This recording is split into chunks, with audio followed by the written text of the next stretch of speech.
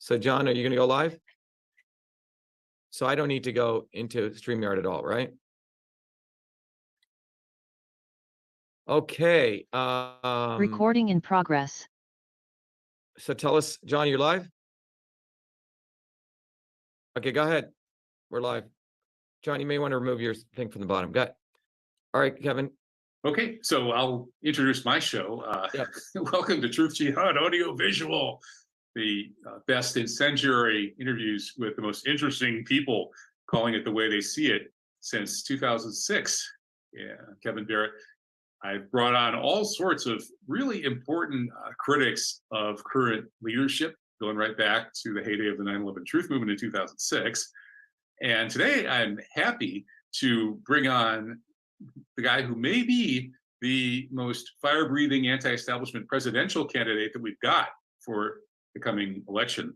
That's Dr. Shiva Aradavi. He just goes by Dr. Shiva, and he's been well-known in the COVID freedom movement and other alternative media for several years at least. He has several degrees from MIT, has run for governor in Massachusetts, has been involved in all sorts of interesting controversies and movements, but he's a serial tech entrepreneur with a really impressive record. Very smart guy who is going all out to change things. So, hey, it's a welcome, Dr. Shiva. It's an honor to have you on the show. Great, Kevin. How are you?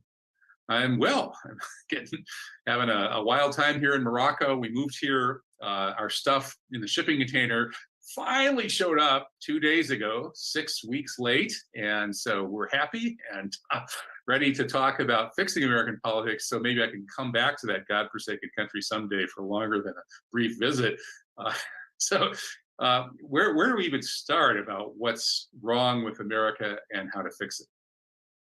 I think we should start with white liberalism, okay? And that's what we should start, because white liberals, particularly, and we were speaking about this, particularly the white liberal intelligentsia, is the reason that you have the destruction of America taking place.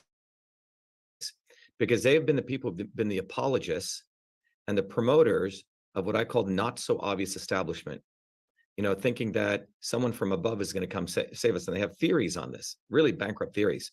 So right now, that strata of people have historically promoted scumbags who have been the wings, who've been the fringes of the establishment. So Jesse Jackson, right? Or Bernie Sanders, or now Booby fucking Kennedy. And I use these this vitriol against these people because I don't come from them, Kevin. And I was very fortunate to get all their education and their knowledge. I came from below. Very, very few people will know the journey, the journey I've walked through, the shoes that I've walked in as a low caste, what they called an untouchable in India, the journey that I had to go through, my parents had to go through to come to the United States. And every microsecond of my life has been fighting these guys.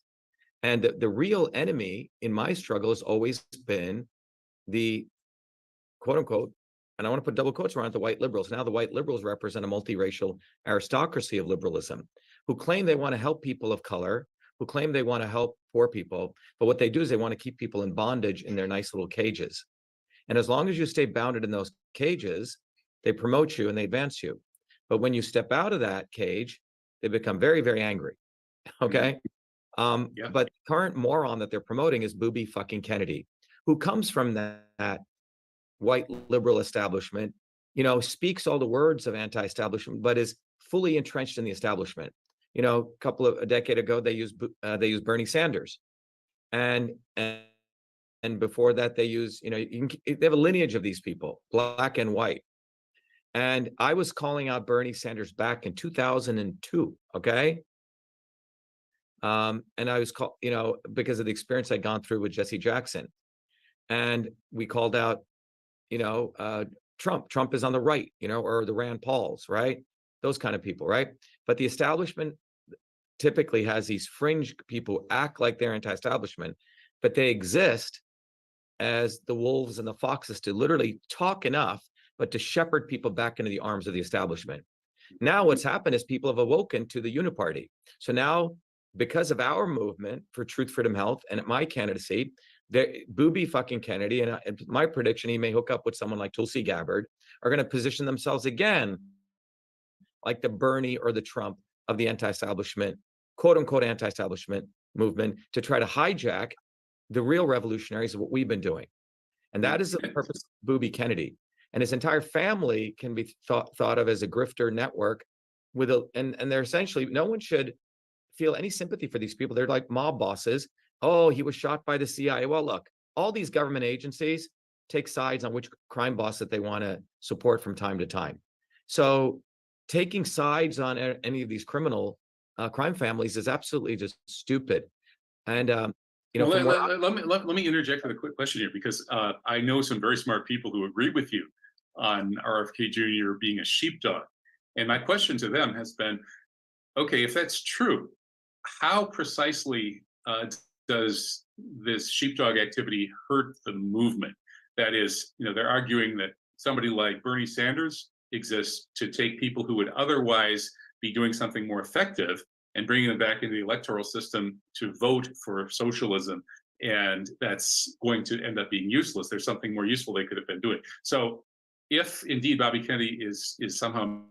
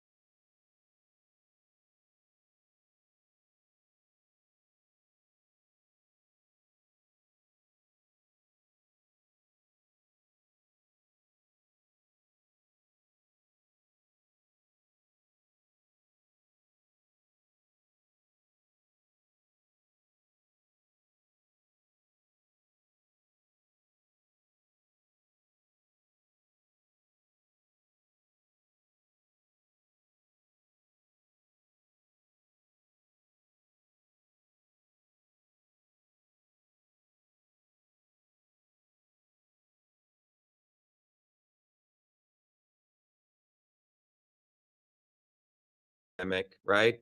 I can give me my resume as a scientist, publish papers in the leading journals in the world, Nature, Cell, etc. But the other resume that we need to talk about is my resume as a fighter. I mean, you can go back to 1980s, where I was leading one of the biggest demonstrations in Boston against apartheid, 5,000 people, against the fact that universities had massive investments in racist South African apartheid.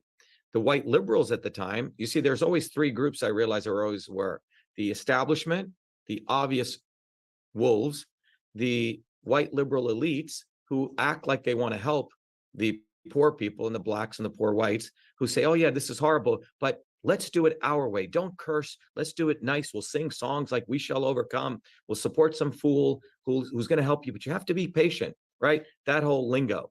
And then there are the real revolutionaries who come bottoms up, who truly want to ensure that it's not little tweak is done to this system, a real overhaul is done. So this middle group, the second group, exists to make sure real fundamental change never takes place. That is their job.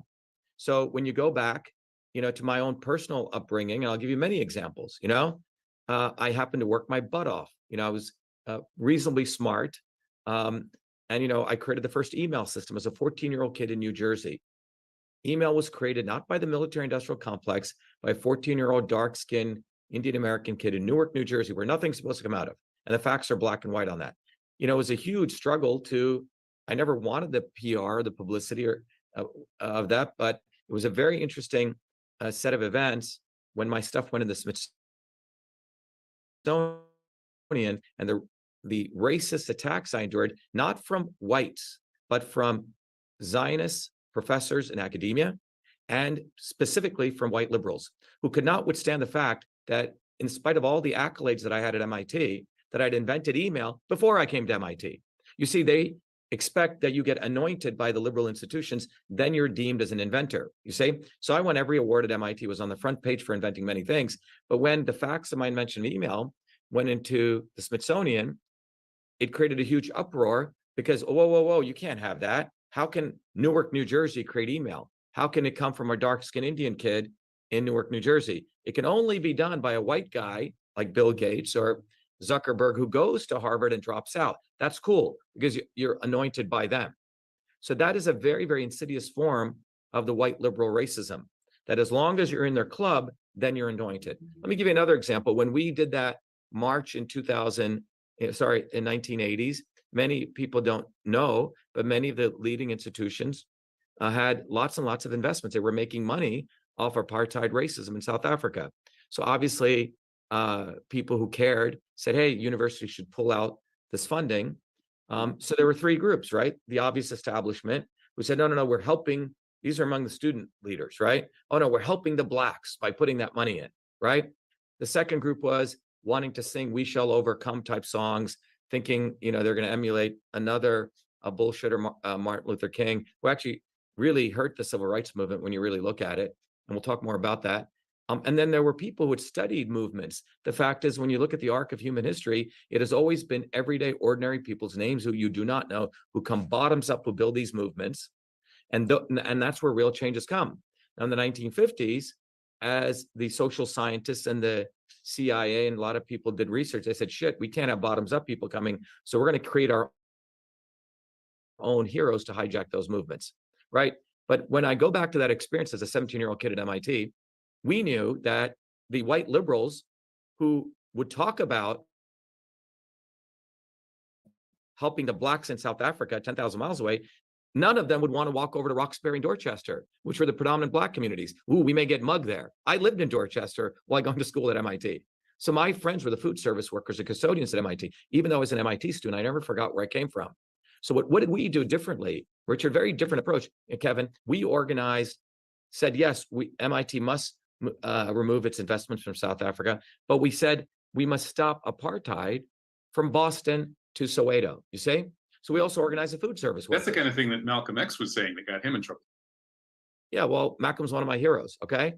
Cool. Had Malcolm knew about system science and truth, freedom, and health, you know, he wouldn't have allowed Martin Luther King and the Kennedys to hijack the civil rights movement. Martin Luther King was a bougie Black, okay? He had nothing in connection with everyday Black people. If you were a Southern Baptist minister in the 1960s, you were a bourgeois. And everyone needs to understand that hadn't. So Malcolm X came from below. He had to go through his journey with Black nationalism. He was getting to this concepts of building workers' movements. His last speech that he gave was, I believe there will ultimately be a clash between the oppressed and those who do the oppressing. 2 weeks after that, he was executed. And you have to remember, when John F. Kennedy was shot, Malcolm X said the chickens have come home to roost. He didn't have sympathy for the Kennedys, but white liberals want us to have sympathy for the Kennedys. Ooh, the CIA shot him. Ooh, you know, he was fighting the military-industrial complex against Vietnam. Bullshit. 3 weeks before he was assassinated, it was a mob hit, you know, one criminal family attacking another criminal family. He made it absolutely clear in a video that Michael Tracy just released, very clearly saying we must stay in Vietnam, we must escalate that war, we must protect, you know, the fight against communism. He's the one who allowed the war criminal Henry Kissinger into the White House. So please don't have sympathy for these guys, because this is where all the brainwashing starts. But getting back to MIT, you see, we were the actual revolutionary trend. We recognized the failure of the white liberals. And white liberals think they're the ones who own the movements always, right? Particularly Zionist white liberals. You know, they know it all. It's fascinating to observe them. And when, you know, the friends that I had at MIT were working class kids who came from the inner cities of, you know, very few of them were allowed in, you know, and that's who I connected with. The Indians at MIT, interesting enough, were 99% were Brahmins. When I came to MIT, the Indians who were students at MIT typically imported from India. They would try to figure out my last name, Kevin, and they would say, so what do you make of Modi's BJP? This you know, Hindu Sattva party, this, you know, Hindu fascism, some people call it. What do you make of that movement? Well, here's the thing. You see, there's multiple trends there, but I'll come back to that. I want to address that.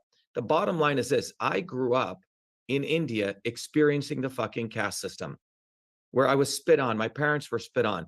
You know, friends of mine, when I went to their homes, would give me water in a different bowl because we were less. They wouldn't touch you. Okay. This is the kind of shit. A lot of people actually in India convert to Islam for that reason. Yes. Some people convert to Christianity for that reason too. Right. And then they get persecuted if they're Muslims or Christians. Right. Right. So the reality though is my parents didn't. You see, they didn't take the easy way out. They fought. It's very different. They maintained their values as Hindus and they fought. Because if you really read the ancient Vedas, the concept of a Brahmin was someone who was learned, who was a rishi who came from below. At some point, they created this Brahmanical caste system where they fossilized it. But what I'm saying is that's the conditions I came up with. The fact that my parents made it here in 1970s, 1 out of a trillion. How can Booby fucking Kennedy have anything to do with that? How can he possibly say that he understands the plight of people? And so this has to be injected into people. They have to give him visibility. They have to make the Kennedy seem like they're Camelot. They have to make fake martyrs out of them. They have to make us feel sympathy for them. This is one of the biggest psychological operations. You know, that's a really interesting point. And the most important place it leads to is what are the changes that need to be made that these white liberals are stopping from happening through this process of giving us these fake heroes? Well, let's look at JFK. John F. Kennedy is the one who made sure that corporate taxes went way down, okay? He's the one who made sure offshoring was possible, right? He created the tax havens for people. The fucking family's a bunch of smugglers. You just need to look at who they are. Joe Kennedy was the biggest PR person. John F. Kennedy was a reckless douchebag. He was gonna get rid of the oil depletion allowance. Well, listen. Let's be clear. All of these guys do something, okay? But the point is, you have to look at their history. They're not one of us. But the question is, like, what kind of systemic change are we looking at? Yeah, the systemic change. Let's look at it. What was taking place? All right, and it's already there in history. In the late 1800s, in the early 1900s, as history shows, and unfortunately, people don't study this. But in the late 1800s, you're familiar, Kevin, with the great upheaval that was taking place. Massive numbers of American. As we were transitioning from the agriculture to the industrial age, there was massive workers' movements in the United States emerging organically. Okay. Yeah, progressive movement in Wisconsin, that was a hotbed of that. Right. And in Haymarket, Chicago, for example, American workers were hanged for fighting for the 8-hour workday. In Milwaukee, Wisconsin, 7 American workers were shot by the National Guard. So we have to understand, and those movements, which have been completely erased from any type of American history children learn anymore, is that by the early 1900s, these movements were organic. They were mobilizing everywhere. There was no Bernie Sanders or Kennedy or Trump or anyone like that character running these movements. They were truly bottoms-up movements. And this put the fear of God into the elites, because what happened? Well, in the 1930s and 40s, when Roosevelt was there, it wasn't Roosevelt was a benevolent person. He was a scumbag. He was also an elite. Literally, a gun was put to his head by these growing movements. So they threw certain reforms. Okay, we'll get rid of child labor. We'll give you the 10-hour workday, right? We'll give you some infrastructure. We'll give you Social Security. These were important reforms, but they were gained as a result of these massive militant bottoms-up movements, which people want to wipe out from American history. But by the 1950s, after those reforms were given at a shotgun, the elites realized, shit, we can never have this occurring again. So you had a guy like Joseph McCarthy, right, in the 1950s, came out of Milwaukee, Wisconsin, the place where those 7 workers were shot. And he branded all of these movements with the hammer and sickle. They must all be directed out of Russia and China. And so overnight, these movements were branded as quote unquote capital C communist movements. And on the one hand, so the right wing cut the legs off ideologically these movements, and the left, the mafia, the Kennedys, people like this, took over the unions. So over the next 2 decades, by 1970, there was no more bottoms-up movements. During the period of 1900 to 1970, nearly 11,000 strikes took place in the United States. Close to 200 million people took to the streets. So to answer your question, what did that result in? Well, something quite phenomenal is that as GDP grew, everyone's wages grew during that period. It was the biggest heyday of the American worker. The first, second, third, fourth income quartiles wages grew concomitant with the GDP, right? So as a wave grew of wealth, everyone's wages grew. But that was because we had these independent, organic, bottoms-up movements starting right here in Lowell, about 30 miles away. Women fought for those rights. Women led many of these movements. Now, after 1970, with the consolidation of the left and the right, they started creating their fake heroes. To what extent was it a conscious decision by the elites? Because that 1970 was right when the Rockefellers and their friends created the Trilateral Commission, specifically to push back against what they called an excess of democracy. Exactly. So 1970, in my view, Kevin, was the point where all of this congealed, okay? And this was all architected by Kennedy's right-hand man, Kissinger. Kissinger was the architect of all this. Kissinger understood system science. Kissinger's, system science really came out in the 1950s. System science is a science of systems. It is not based on, you should learn system science. Everyone in the world should learn system science, because up until the 50s, everything ideologically we have Marxism, Leninism, you can look at Adam Smith's work, anarcho-syndicalism, Bukharin's work. All of this is based on philosophy, right? Either German philosophy or the philosophy of the Enlightenment. It's not based on fundamental understanding of engineering system science, because we didn't have those tools. Those tools only come into being around the 30s, 40s, and 50s by the work of, in the 50s, by the work of Ilya Prigogine, right? So then we started having a fundamental way to look at systems by taking an engineering systems approach. So in my view, all of these people in the humanities and the lawyers who try to look at the world, they made a lot of mistakes. They didn't understand the fundamental physics of how the world operates. So what ends up happening is, during this period in the 1970s, started by Kennedy with Kissinger, Kennedy's the one who allowed Kissinger really into the White House. And you see the escalation of the war in Vietnam, and things were laid out for global US imperialism. It was architected under Kissinger. If anything, Kennedy was one of the biggest imperialists on the planet. Everything he did was imperialism. So what you start happening by the 70s, you see consolidation of power in many areas.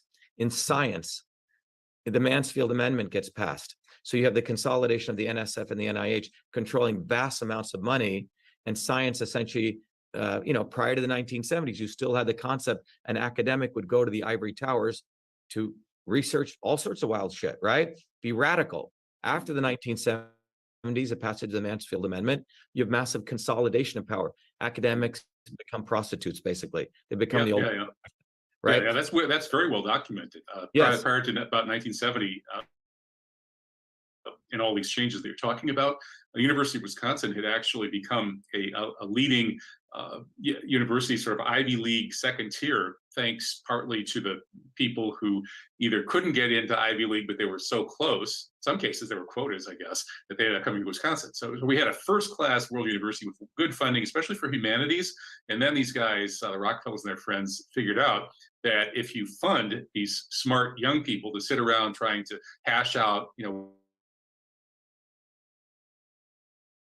they're likely to pose a threat to you. So they stopped funding that. Right. So what they did was,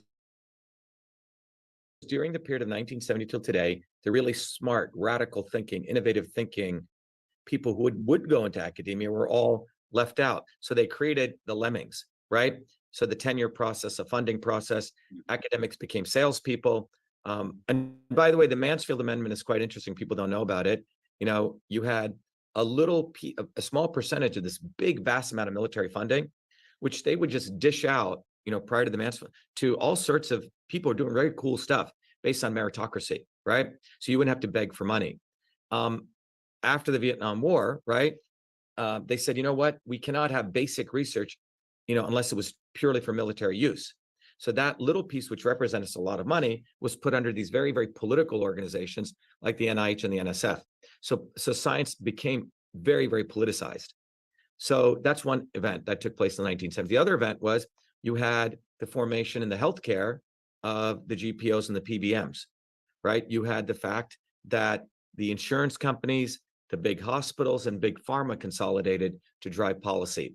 And the policy that they created was to create middlemen called group purchasing organizations in the hospital and the PBMs, who controlled, who were sort of the people behind the curtain, who controlled the flow of every pharmaceutical product into, the pharmacies, right? Outpatient, and everything inpatient into the hospitals. They initially started to try to, as a vehicle to save money, group purchasing, but they expanded, they flipped the model. And so now you had the consolidation of these organizations which controlled healthcare costs. So a Department of Education gets created around that time, right? So the 1970s were a very important point, whereas a turning point to head the US in a form of what I would call state capitalism, okay? Consolidation of power wasn't no longer sort of the free market. Capitalism had gone away. And the same thing occurred in politics. You had the consolidation of the left and the right. And between 1970 till today, there's a recent RAND report came out. It's a very mathematical report, which solves some very interesting integrals and so on. But it basically shows that between 1970 to today, that the wages of the first and second income quartile have gone down like this, according to inflation.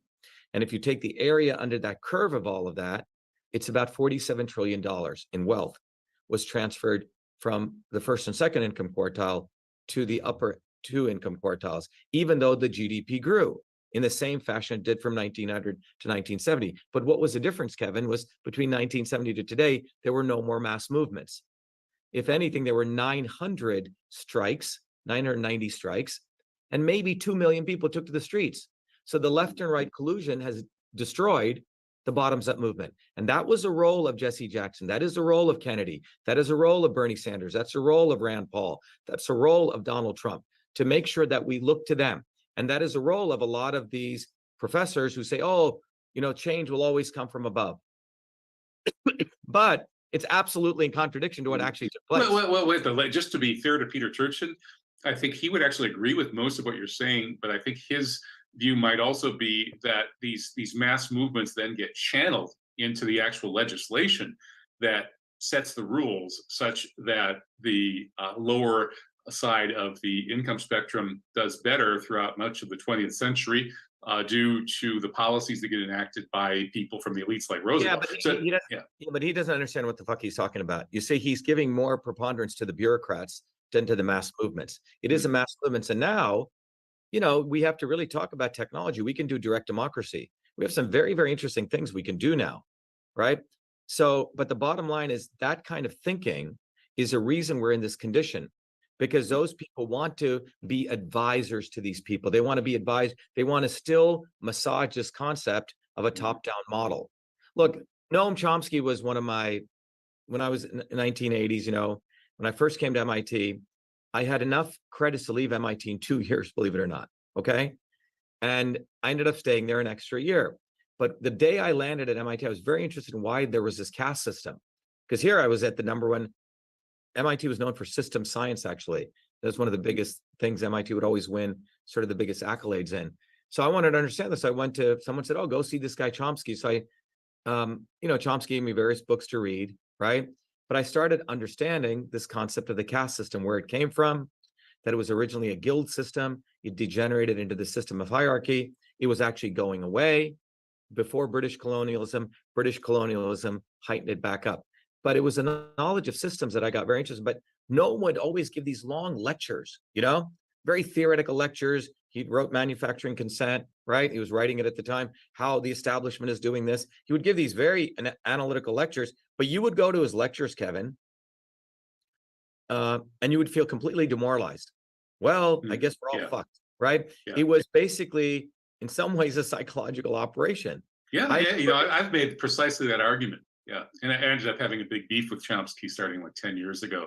But yeah, I agree with you. I remember I had to boo Chomsky off the stage. We had organized a demonstration. He came and I said, you need to get the fuck off the stage. Okay. This is the 90s, because he goes into this academic thing, puts his hand like this, and he goes, and and laughs, makes some jokes. Oh, and the US did this, blah, blah, blah.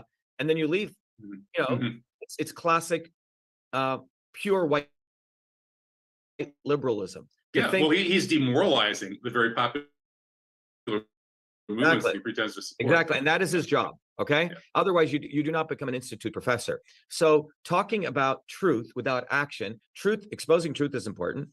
Action is important. Action devoid of analysis or theory basically leads to terrorism, right? truth and exposing truth without action basically makes you an academic, whatever, right? But you need to combine truth and theory and action. And that's what we've done with Truth for Health. So I uncovered over the last 50 years the fact that engineering system science, ancient systems of medicine, and political theory all revolve around the same set of principles, systems principles.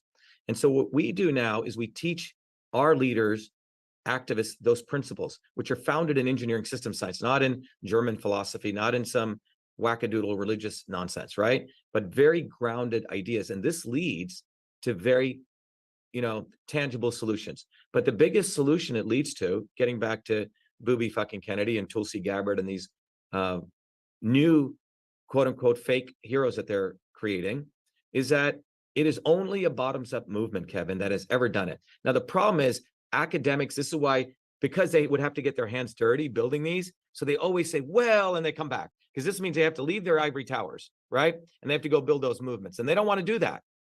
So this is what I saw. So you will see me out at the train station, even though I have all these accolades, putting out a flyer. And I've been doing this since 1984. You will see me at the train station doing this, because when you do this, you're going direct to people. This cannot be controlled. Social media is completely owned and operated by the elites right now. Well, let me ask you for some feedback then, because I've done some of this. I started handing out leaflets and doing teach-ins at the University of Wisconsin campus in 2004 around the 9/11 issue. I discovered after hearing about David Ray Griffin's research that not only was 9/11 a false flag, but it was obviously a false flag, undeniably, and it really doesn't take very much research to sort of, you can prove that to anybody very easily. And this is such a huge issue.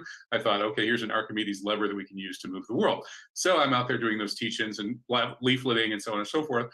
I did all kinds of that, one-on-one, face-to-face activism from 2004, probably right up through maybe 2006 or 7, at which point I got my 15 minutes of fame thanks to Fox News and the Wisconsin State Legislature.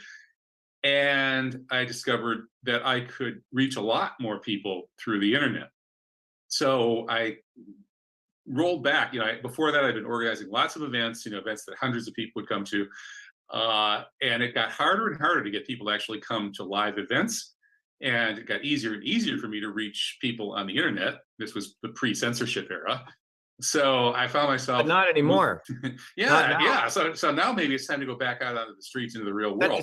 Elon Musk, he is completely in alignment with the ADL. Free speech does not equal free reach. He's their fool actor that they put out to act like he's fighting free speech. I was the one who discovered in 2020 in my lawsuit where we got an injunction, the government has a backdoor portal to Twitter. All of these guys, Tucker Carlson, Glenn Greenwald, none of them wanted to expose it then. They're doing a limited CIA hangout now. They all bow down to Musk. Musk is running censorship 10.0 right now. He puts people on and puts them into digital cages. He can decide who gets reach and who doesn't. It's a very, very much more insidious form. Well, he didn't invent that. They've been shadow banning me for 10 years at least. Yeah, but now they can do it with precision, okay? And it's even worse than shadow banning. They can take all of my followers with predictive factor analysis. They can say, these are all of Dr. Shiva's followers. These are their characteristics. And then use that to say, these are the potential followers of Dr. Shiva. And then inject into those, they can send messages from Kennedy. Yeah, no wonder they took down my computer so I couldn't do the first interview that we had scheduled. That's what I'm saying. I mean, it's not coincidental, but the point is this. So getting to Tulsi Gabbard, and since you brought up 9/11, here's Tulsi Gabbard. Comes out of nowhere, okay? She was a congresswoman in Hawaii. People should really ask Hawaiians what she did for Hawaii, and you'll find out she did nothing. Okay, she's done nothing. And for example, many years ago, I did a film that was funded by Pierce Brosnan and his wife. I was the chief scientist about the fact that the island of Kauai has been used as a testing center of the native Hawaiians for biotech research, right? Open air biotech testing. She wasn't there. She didn't do anything for these people. The fires that have been taking place in Maui, she's friends with all those people, okay?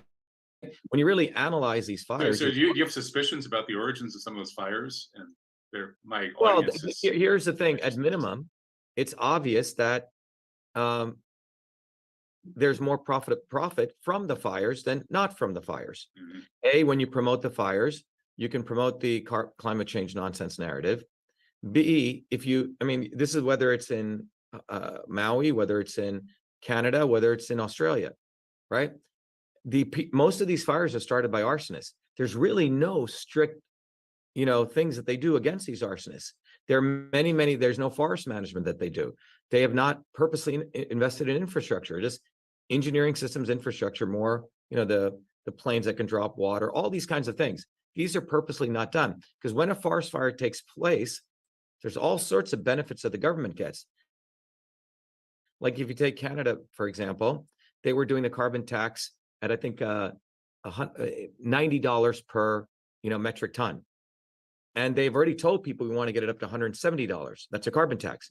Well, now a forest fire takes place, you can justify it. You say, oh my God, see carbon. So shock doctrine, disaster capitalism type stuff. Exactly. Disaster capitalism, right? So exactly. So, but my point is, if you talk to the people of Maui in Hawaii, right? She has done nothing for those people. She's done nothing for the indigenous Hawaiians there, nothing.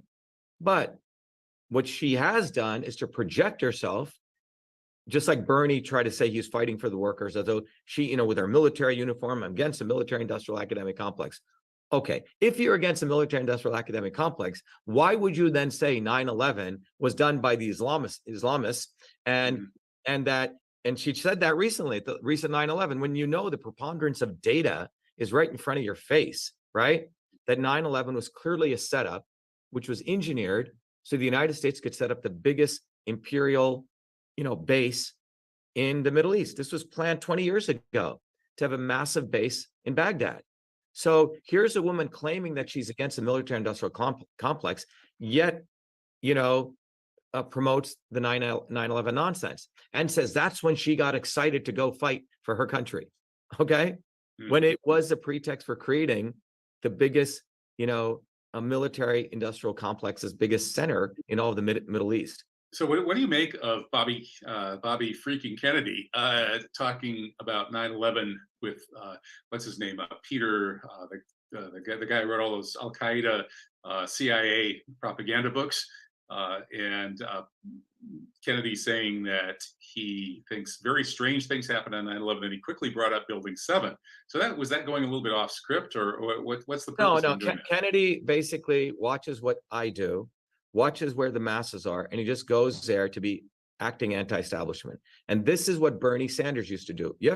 And this is what people need to get. Never did that about 9/11. Yeah, they each have their shtick based on which way people are thinking at the time. Okay, everyone has their shtick. Okay, so go back to Jesse Jackson in 1984. This is when I figured this out.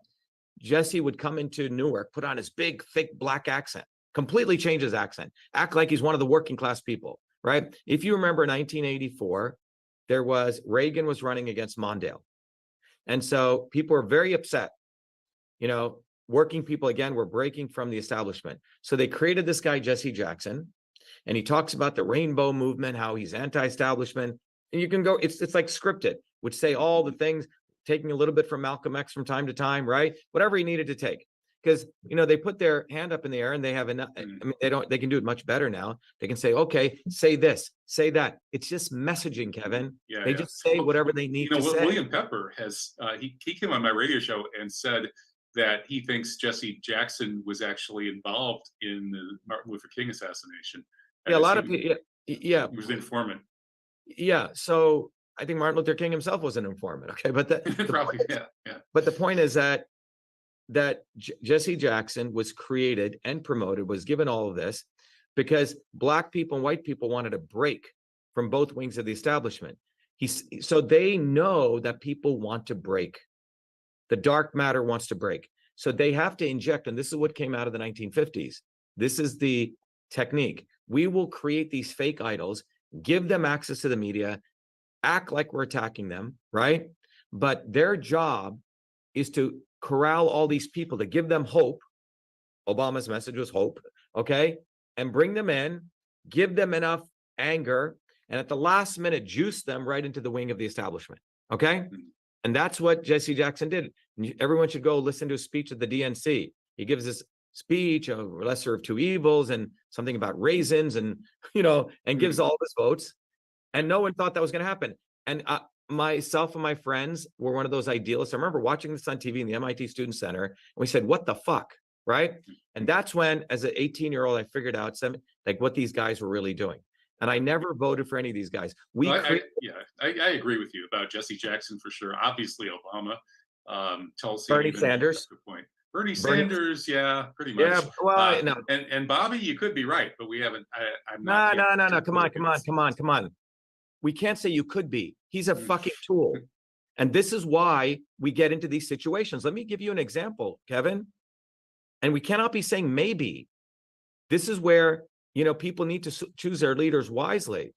Let's talk about Bernie. I'll give you an example. A very nice white liberal friend of mine, a very smart MD, PhD neuroscientist out of Harvard, right? She and I were interested in certain research areas together in the neuroscience field. She calls me up. She goes, Shiva, this is in 2014, 15. You're anti-establishment. You're an activist.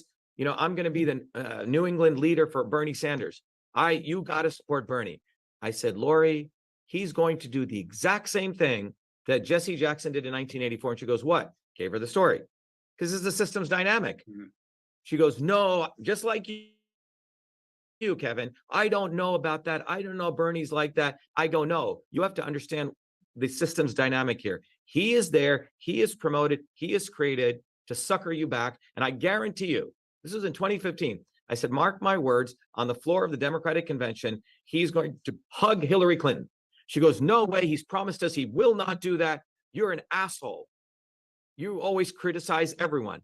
And she leaves my house pissed off. Never heard from her. Good friend, 2 years later.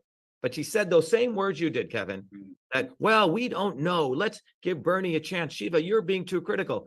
It's not about Bernie. It's the system's dynamic. He is promoted. He is created for that purpose. And this is very consciously done. And for my background and the people I represent, I'm not going to fuck around and say, well, let's wait for Booby. But you see, I would say, though, there are clear, there are differences. There are lots of differences in detail between all of these different people. They're all different situations. So okay. One's a tabby cat, one has a calico cat. It's still a fucking cat. Okay. The problem is, what did Sanders do? He did precisely that.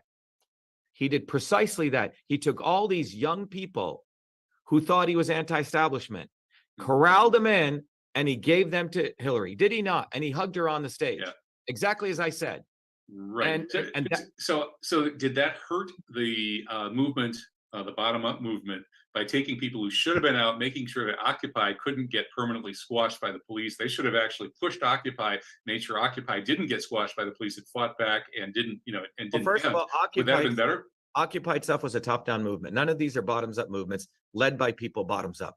Okay, they're engineered top-down. And this is what people need to understand. They're all these left-wing groups, right-wing groups, their tentacles back to the establishment parties.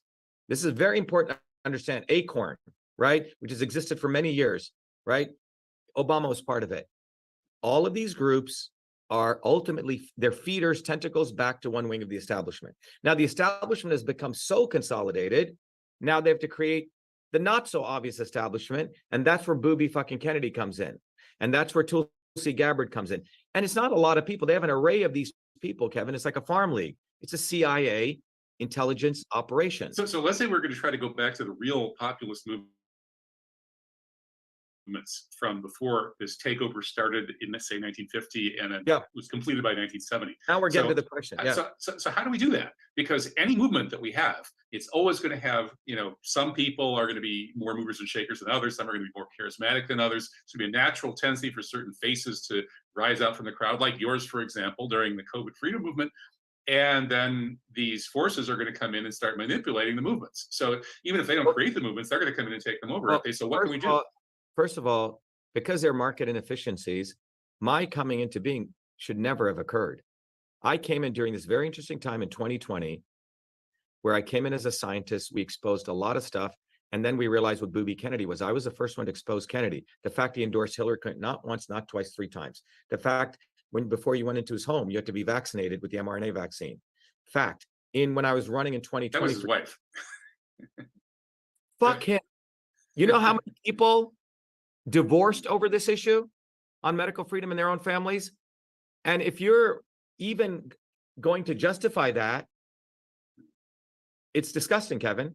I No, have so I'm just looking for truth. I'm just trying to express here's the truth. Here's the unbiased truth. truth. You are the leader of the medical freedom movement. I am the leader of the medical freedom movement. Then my wife is going to tell me that everyone's got to get vaccinated in my house. That relationship is over, because you know why? Fundamentally, the bourgeois like him and the white liberals have this philosophy. Your personal integrity and your public integrity are two different things. And he said that. Yeah, I and will that's do right. whatever- And he supports his nephew, who is pro-vax and that sort of thing. Not only he came to Massachusetts, took his nephew to Hollywood, and I was running here, endorsed him. Pro-vax, pro-vaccine mandate. In March of 2020, he promoted lockdowns. So the problem is white liberalism glosses over all of this. And it's actually a form of white liberals are the biggest fucking racists, because the fact this is done to them, they still promote this person. And the fact that they compromise that person, make compromises for that person, is racism. It's racism because it's racism against poor whites, it's racism against poor blacks, and it's elevating a scumbag. That would not occur to me. I have to fight for everything I have. If I were going to argue that white liberals are racist, I would actually argue that they have harmed the black community far more than the conservatives have, primarily by pushing through the welfare laws of the early 60s that led to the breakdown of the African-American family. The fact that today 2/3 of black kids grow up without married parents, without a present father, is probably the single biggest factor pushing the pathologies in the black community, which have made that community such a difficult place for people to be. So the white liberals actually created that problem more than anybody else. It's not the conservatives who police the ghetto who are the problem. If anything, the people in black neighborhoods actually want better policing. So would you agree that that's one area where the liberals are the worst racists? Yeah, I agree with that. And furthermore, the value system that they propose is they want to push their values. You know, Bobby Kennedy bangs 28 women, his wife hangs himself, and then they have no sense of culture. They have no sense of values, nothing. And so they want to promote that to everyone else. Well, he wants to present himself as a sort of recovered nihilist. He's a scumbag. As early as 2022, everyone had to be vaccinated. You have to look at this in its entirety as a system. So look at what he's fundamentally promoting. Let's take vaccines. What is he promoting? He says, I believe in full vaccination of all Americans. I vaccinated all my kids. First preamble. And then second part, and the corrupt CDC, they're so corrupt, they put right? I'm the fighter against corruption. And I'm going to get them to create safe vaccines. Whenever a liberal or someone in politics talks about safety, that is a harbinger of fascism in every topic. Safety in the banking industry destroyed all the small banks. Okay. So if you look at the entire Kennedys, it was John Kennedy who created the 1962 Vaccination Act, which created all these government institutions, which allowed government to have the right to jab something into your body. Should never have occurred. And that was based on a 1915 nonsensical understanding of the immune system. 24 years, people are getting vaccine injured, right? And people are suing in federal and state courts. Then the other Kennedy, Ted Kennedy, the youngest brother, who murdered a woman here in Massachusetts. All right. Mary Jo Kopechne, right? Yeah, Mary Jo Kopechne, and who he left drowning, as much of the data shows. Went to his father. He was drunk. Yeah, but the thing is, many people argue she probably was alive. And then for 22 hours, he's missing. The father and him get the story straight. And this guy was a co-sponsor of the Senate side of the bill. All right.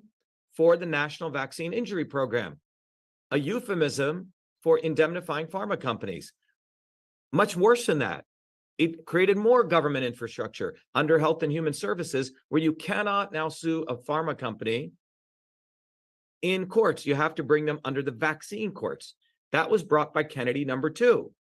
You see, more government, more government. They didn't peel the Band-Aid off and get rid of the 1962 Vaccination Act. Then this other fool, Kennedy, comes in, complete bullshitter. Anything out of his mouth is multiple tongues, like a serpent. So what does he do? He says, by the way, he didn't know anything about vaccines. His backroom guy is a guy called Mark Blaxell, who's a consultant for Big Pharma. Jake Crosby exposed all of this, okay? We used to work at Children's Health Defense Fund. And I can show you the emails between Bobby and Jake Crosby, and you'll realize that he is setting himself up as the not so obvious establishment. He knows exactly what he's doing, Kevin. Well, he says he wants to bring the country back together, and that would Yeah, mean but sort of bringing the establishment and the people back together too, which might not be in the people's interests. yeah, whenever the elites say, let us heal the divide, what they mean is let's shove under the rug all of our contradictions, and I'm going to bring all the elites together in one united front against the masses. That's what he really means. Mhm. It's Well, not. Dr. Shiva, I have a question. Have you read Ed Haslam's book on Dr. Mary's monkey? It touches on the scandal around the polio vaccines that were contaminated with monkey viruses that led to a cancer epidemic.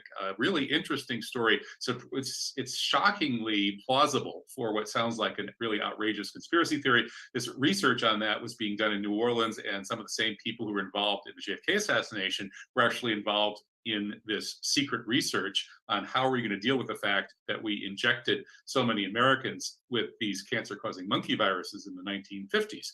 That's a little known vaccination-related scandal. I would highly recommend that you check that out. Yeah, I looked at the précis of that many, many years ago. I think back in like 2018, something like that. But the interesting thing here is this. We can go on the vaccine topic. The fundamental issue is a virus is not what kills you. Okay? Let me repeat that again. A virus doesn't kill you. It is the overreaction of the body's immune system to the tissues where the virus goes and hangs out. Every virus has a particular home it likes to go to. All right.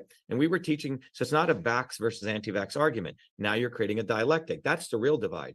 The real issue is in health is resilience. The body is meant to be stress inoculated at various levels, and you get strong, right? And this is the MIT scientist speaking to whose PhD is in this field and who's considered one of the renowned people on the immune system. This is why the National Science Foundation had me give their prestige lecture in 2019. And so the key thing we need to understand, when you get a virus, you have about 380 viruses, antigens in your body right now, okay? About 60 trillion bacteria, 6 trillion cells. You're a walking jungle. And the reality is that when a virus comes into you, an exogenous agent, your body typically has a various set of responses. It does an initial response, followed up response. In a normal course of things, there's an orchestra that's beautifully played, and your body goes back on its merry way.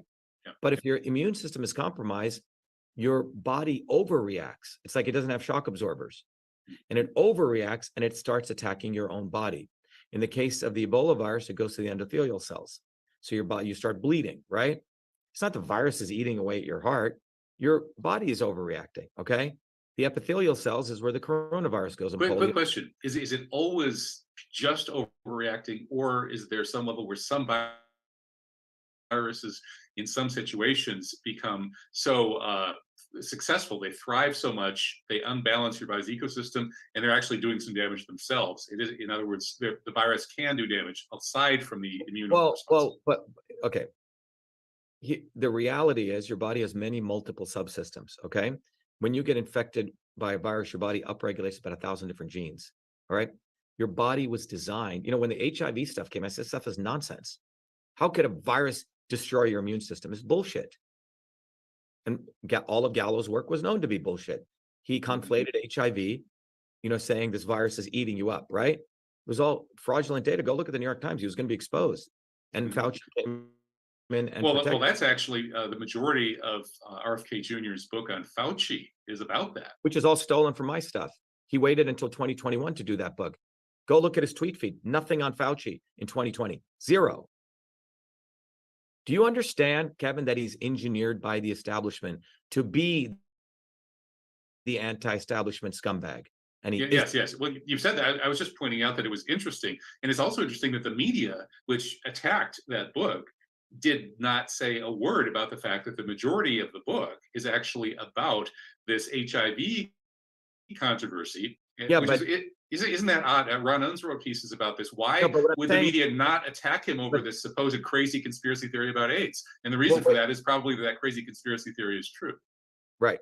But the thing is, Robert Duesberg is the one who should get all that credit. And he wrote all of that in 1993. Okay. Absolutely. Yeah. So I remember back then we knew this. Kennedy didn't even write the book. It was ghost written. He didn't even write the book. He was banging too many women. Okay. He does not do any of this stuff. He's made up. He's an actor. He's fiction. And he's created by the swarm to sucker people back in. And people need to get it. And frankly, we predicted this with Bernie, we predicted this with Jesse Jackson, and same with Trump. Anyone who gets mainstream media attention and is promoted by the mainstream, positive or negative, is part of the stage to sucker people into the storm. So quick question. I spent that's why Tulsi Gabbard is so much on Fox News right now. Yeah. Okay. So are you on Kevin? You're not on. I was on Fox No, News. but they don't. Yeah. I was. I had 6 months worth of 15 minutes of fame. Right. But for some reason, they stopped. Well, it's not for some reason. It is because you are no longer valuable to them. Yeah, if course. you are willing to play their game and say enough things against the right or the left, you're an entertainer. They do not want you building a movement. We are building a movement, and that movement is based on a very simple graph. If you look at that graph, Kevin, the red line there, okay? Mm-hmm. I can bring it up for you. I could see it. I can see the bottom one going off the cliff. If you give me hosting rights, how do I do that?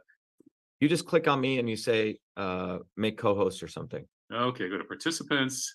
Yeah. And I go to Dr.SHIVA and I go to more and I make him a host. Yeah. There we go. You're now a host. So, but I want to show you this, but they do not want people building a bottoms-up movement. And it's like a commandment.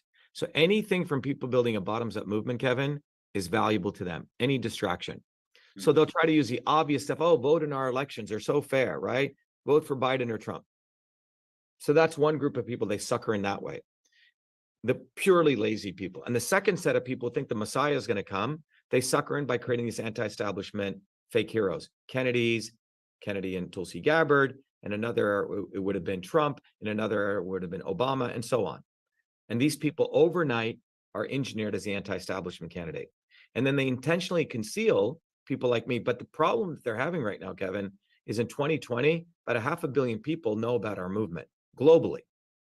So when I got thrown off Twitter for exposing that backdoor censorship portal into Twitter that came out of our lawsuit where we won a federal injunction, when they decided to put me on, they thought I would come down and bow down to Musk. I was a conservative, and every conservative who was put back on in late 2022 bows down to Musk, forgetting that where government ends and Elon Musk begins, nobody knows. All of his companies are at the behest of government. And what's now happened with Twitter, the earlier Twitter was open fascism. Now it's a sophisticated form of fascism. You put people on, but you put them in these digital cages. And that's what's going on right now.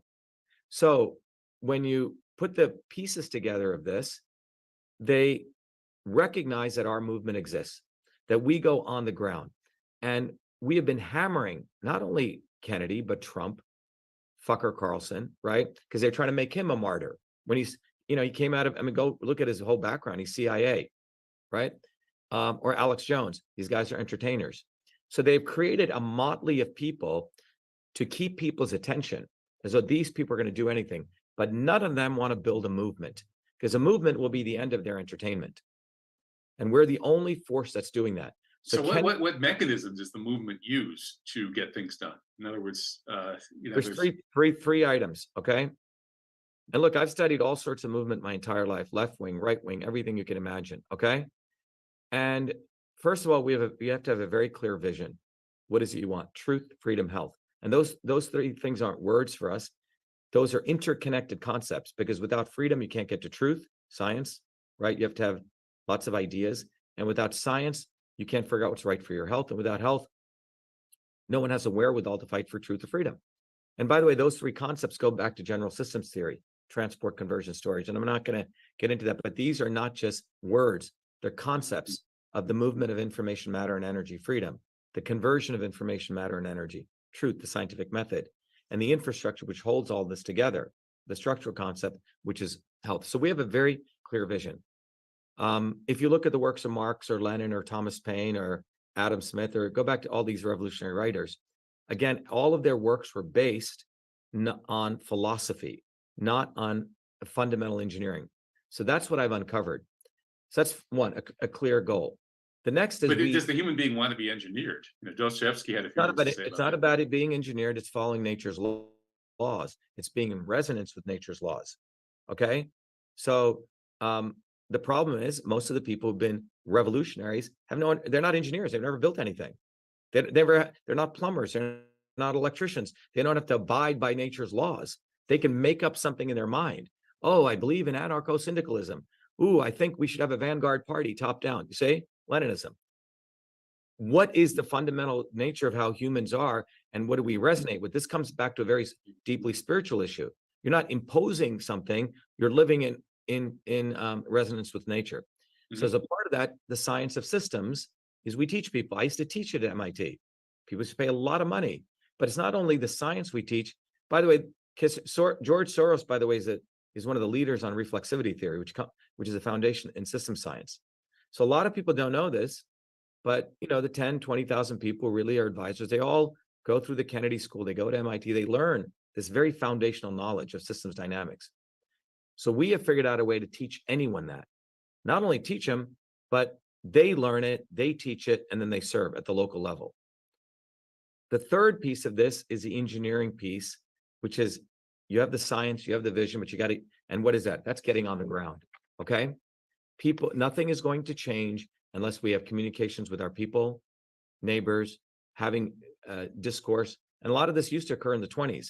People had a lot of these salons. They used to have very deep discussions. And that is what we're doing.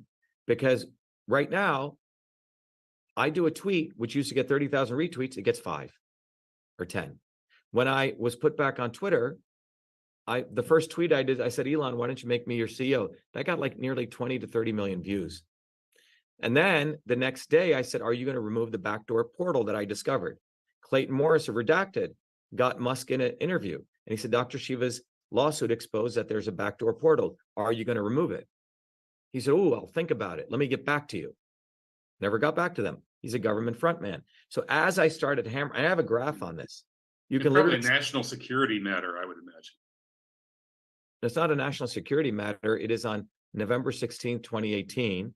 The government of the Congress unanimously passed a law called CISA, which was signed into law by Trump. Had Hillary Clinton been in place to do that, there would have been a revolution.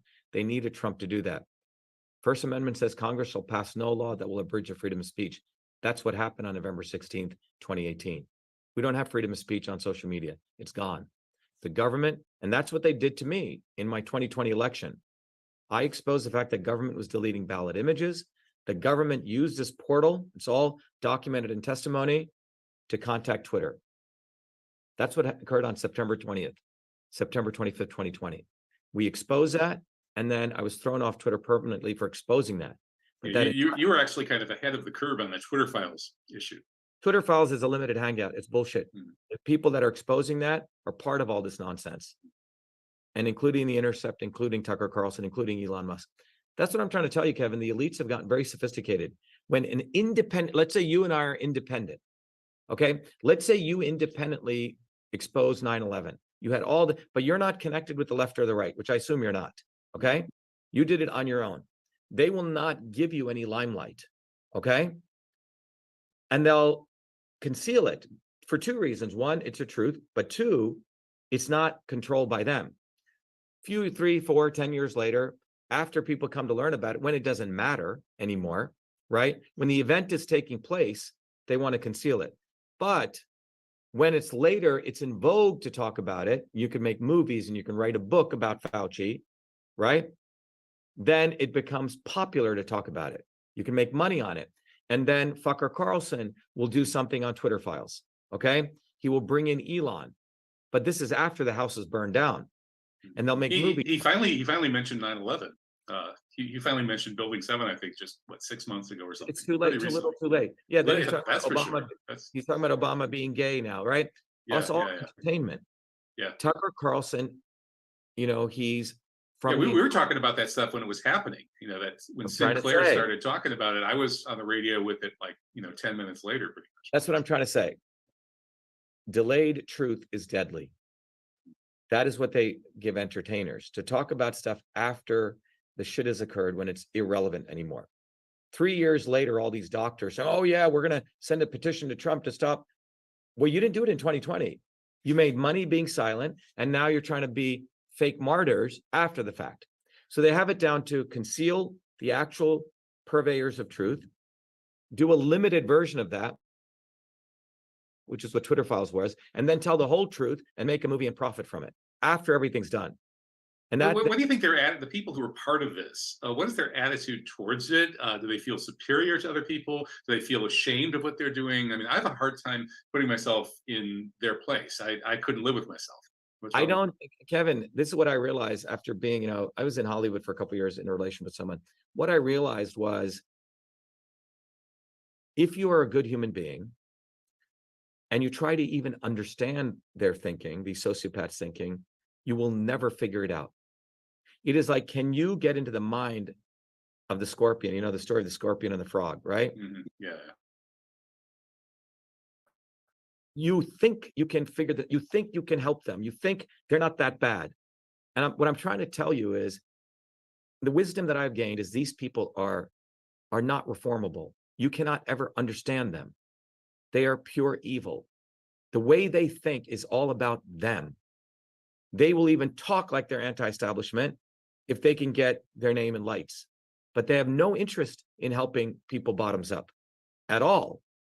And you may not be able to comprehend it, right? I reached the point in my own journey where I realized I don't have to comprehend it. I will never comprehend it. I can never empathize with that condition. And this is the reality that people have to come to. We should not be caring who the fuck killed John F. Kennedy. Doesn't matter. He comes from a family of mobsters.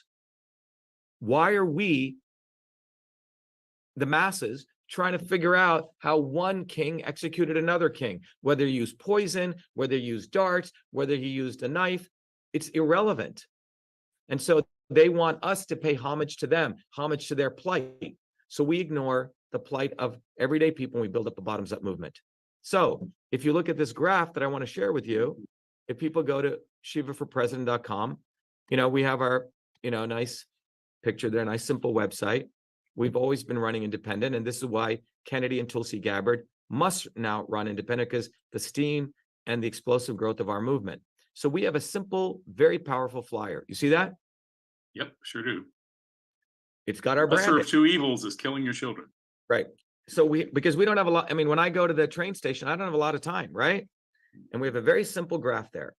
It says, since the 1980s, the policies of the swarm have destroyed Americans' life expectancy. Now, this is not from me, it's from Kaiser Permanente, okay? Yeah. So this is not something COVID. This has been going on a long time, okay? And this is the rest of the world, which is also, if you look, the curvature is going to go like this, okay? Also for the world.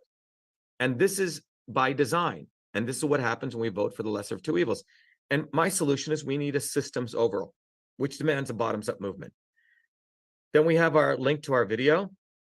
So people are on the train, they can watch the video, they understand who this enemy is. Kennedys are in there, the Trumps are in there, the Tulsi Gabbards are in there, all of them. The obvious and not so obvious. And then here's the solution. We talk about our campaign. We talk about where I came from. We talk about the fact that we put together a curriculum and a mobilization effort so you can understand how they think and how they manipulate. And then quick question about that graph, the collapse of life expectancy. What's the biggest factor or a couple of factors driving that? Yeah. So if you look at this curve, it's a good question, Kevin. So let's go back. Let me talk about that. So if you're not trained from a systems approach, people think, oh, it's this one thing. It's the toxins in the atmosphere. Oh, no, it's Obamacare. Oh, no, it's the vaccines. The reality is, when you take a systems perspective, you understand it's not any one thing.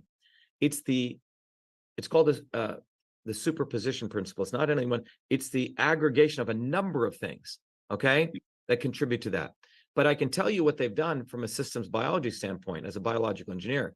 All of those things that have occurred have ultimately destroyed the immune system of the body. Because what you've done is you've created stress, emotional stress, income inequality, right? Relationship stress. The reason people live long, number one reason, is community. And I did videos in 2020 on this. No, I've seen that evidence. Yeah. Right. So, and after we did those idiot videos, then the Brahmin fool Vivek Murthy, who's now promotes, oh yeah, loneliness, right? We shouldn't do, but yet they'll promote lockdowns. Okay. But it was lockdowns that it. Kennedy, booby fucking Kennedy, promoted lockdowns. We have the tweet. He said, yeah. Didn't he back off that pretty quick? Why are you, excuse him, Kevin. Let me Well, ask. I'm just trying to get to the truth. No, If no, he didn't, just say he didn't. You know, no, I'm no, just but asking no, a question. but I have to ask you this. Mhm. But why do you excuse him? Even give him any excuse? Because he's supposed to be a leader of the medical freedom movement. Mhm. What was I doing then? Contrast two leaders. One guy in March of 2020 is not only calling out the lockdowns, but is doing massive demonstrations, is writing to Trump, is promoting solutions. He's sitting back flying his fucking Falcons and promoting lockdowns. Now, I want to really understand that attitude, and don't take this personally, why we would even play devil's advocate with him. It should be cut and dry. Mhm. Well, let's just say, okay, I can ask you another question, which, okay, from my perspective. No, but why excuse him? Because no one excused, if I didn't. But see, I don't think you were doing exactly the right thing either. I mean, I think what I was doing was the right thing. What I was doing was in January of 2020, I had Jeff Brown on. Actually, this show was broadcast in maybe early February, pointing out that this looked like a U.S. biological attack on China. Now, we may have gotten a few things wrong about the severity of the biological attack, but I think the way to understand what happened with COVID is as not even the opening shot in Bio World War III. You know, the Americans took out China's chicken supply in 2018, took out China's pork supply in 2019, was waging an all-out trade war on China. And then the middle of China's transit system, right on Chinese New Year, gets hit with this bioweapon. So the lockdowns and the mRNA vax is a military technology designed so that they can protect who they want to protect. And so what we're looking at is a geopolitical. It's a war, and the reason that they're cracking down on freedom is in every war you jail people, you shut them up. You know, Eugene Debs had to run for president from prison during World War I. People, the whole Lindbergh side of the political spectrum, which was the majority, got squashed during World War II. And now we're seeing a crackdown on freedom because we're in the middle of World War III against Russia and China. And COVID was a U.S. biological attack on China. Whether it was designed for blowback or not, I don't know. So that's what I think is the most important thing. You don't talk about that, and Kennedy doesn't talk about that. No, so I don't know. Yeah. No, that's not absolutely true. Where were you in 2019? We were out massive demonstrations against the vax mandates. When it hit on January 6th, go look at my tweet, what I did, okay? And go look at everyone else's. We said this is being done to destroy freedom, to destroy economies, et cetera. And that tweet went viral. No one else did that tweet, okay? So what you're missing here is we were out mobilizing people bottoms up. Because whether the US and China or China and US did this, it's irrelevant to working people. Ultimately, working people are getting screwed. You're still focused on this thing of the geopolitical level. But at the end of the day, the Chinese working class and the American working class both get screwed.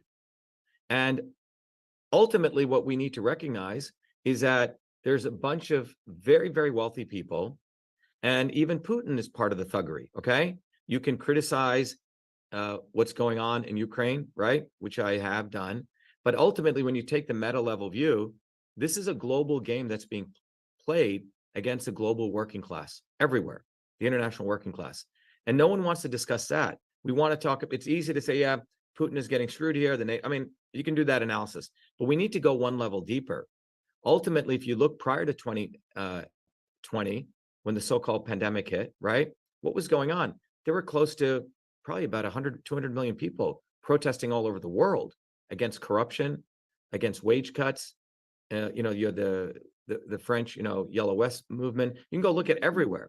It's almost was ditto. 2018 to 2019 were massive protests, almost as similar to 1918 to 1919, right? Right before the Spanish flu epidemic hit.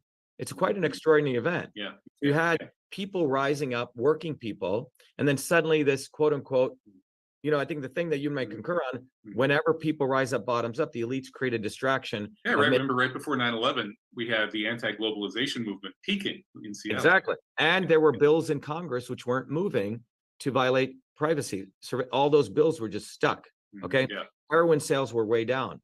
The way I look at the world is it is us versus them. Us meaning the broad mass of the 8 billion working people against a very small set of people. So whenever people get any time of consciousness coming up, they have to distract. So there's a very nice video I did right at 2019, looking at 2018 and 2019, protests after protests after protest, if you add it up, was close to 200 million people. And so they created this event, and you can say whether it came out of Fort Dix, whether it came from China here. I mean, there's all this stuff. At the end of the day, all of this was done so you suppress overnight, all those movements disappear, right? The Hong Kong movement disappears, the Yellow Vest movement, everything just disappears. But then overnight. you get this COVID-based freedom movement. Well, it was a controlled movement. That's why I bring Kennedy. Kennedy, in the heat, March of 2020 is a litmus test. What did you do in March of 2020? Because that's when you had enough time to see what was happening. What did you do? He promotes lockdowns. He says, this will stop the spread of COVID and we're going to protect the environment and the climate. That's what he did. So that's a bunch of smart people were pro-lockdown, and Ron Unz was pro-lockdown at that point too. I mean, it's at that time a lot. People had gotten information making it look like COVID. Oh no, but they should step out of the way. They're not. You're not leaders. I don't care. This fool Bhattacharya. He wrote a paper promoting lockdowns. All right, we were the movement on the ground exposing this, hitting hard, consistently. It was our movement in New Jersey. We led about 5,000 people that we stopped the vaccine mandates, while Kennedy was saying, "Oh, we should negotiate with the Democrats." So hey, I think the history shows that you were very much on the right track here. However, let me just pose a theoretical question. Okay, do you dispute the fact that there are biological agents that have been developed by biological warfare research facilities that, if unleashed, can do tremendous havoc? In other words, your theory of health may work with COVID, but is it going to work with some of these other agents that are a lot more deadly than COVID? You're talking to a biological engineer. Right. So that's So you should have an answer. Matthew, what's his name? Misselson, is that his name? From Harvard. So in the 1980s, people had figured out when, after the genome was, 1956, that there was going to be bioweapons. Bioweapons have been around since the times before Christ. And right. So doesn't that mean biowarfare has been an arsenal? And that's why my thesis is it's about distracting people from building a bottoms-up movement. So it's my view, and I'm finishing up some work on this. Even the Spanish flu, there's some very good evidence that was also biowarfare. That it was created, but it was created at a time when people were building these bottoms-up movements.